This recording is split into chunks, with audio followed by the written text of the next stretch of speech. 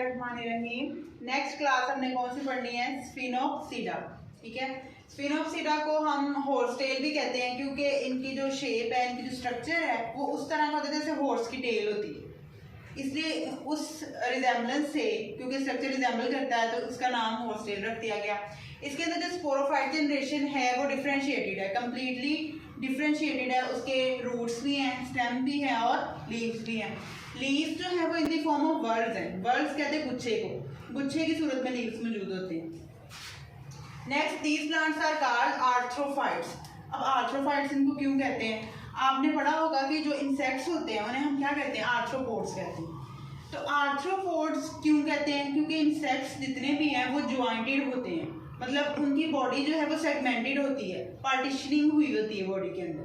तो सेम उसी तरह इनका स्ट्रक्चर ऐसे होता है जैसे लाइंस लगी हुई हैं बॉडी के ऊपर, पार्टीशनिंग हुई है, जॉइंट्स बने हुए हैं इन प्लांट्स के ऊपर। इस वजह से, इनके जॉइंट्स की वजह से हम इनको क्या कहते हैं? आर्थ्रोफाइट्स कहते हैं। और इसी वजह से इनकी स्टेम स्मूथ नहीं होती, स्मूथ नहीं, बीच में रिजेस है, लाइंस लगी हुई हैं। ठीक है, तो हर लाइन को, हर पॉइंट को हम क्या कहते हैं? नोड कहते हैं। ठीक है, और each node has a whorl of branches, और हर नोड के ऊपर गुच्छे मौजूद हैं, ब्रांचेस मौजूद हैं। ठीक हो गया।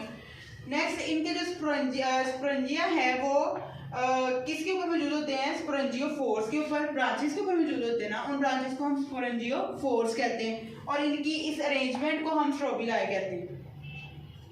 नेक्स्ट, इनकी जो गमेटोफाइट जनरेशन है वो क्ले पे ज़्यादातर रहती है, सॉइल के ऊपर, क्ले के ऊपर ज़्यादातर ग्रो करती है, और इसकी एग्जांपल है इक्वेस्टम। ठीक है, नेक्स्ट हमारे पास क्लास आती है टीरोप्सिडा। टीरोप्सिडा की आगे से सब क्लासेज हैं, 3 सब क्लासेज हैं, फिलिसिनी, जिम्नोस्पर्मी एंड एंजियोस्पर्मी। सबसे पहले हमने पढ़नी है फिलिसिनी पढ़नी है। फिलिसिनी जो है वो सीडलेस प्लांट्स को कहते हैं। इनके जो प्लांट्स होते हैं उनके सीड्स नहीं होते, सीड्स नहीं बनते, डेवलपमेंट नहीं होती। स्पोरेंजिया कहाँ मौजूद होते हैं? स्पोरेंजिया अटैच होते हैं फ्रंट्स के ऊपर, मतलब इस केस में, इस ब्रांच के अंदर स्पोरेंजिया जो है वो ब्रांचेस के ऊपर मौजूद नहीं है, फ्रंट्स के ऊपर मौजूद है। आप फ्रंट्स किसे कहते हैं?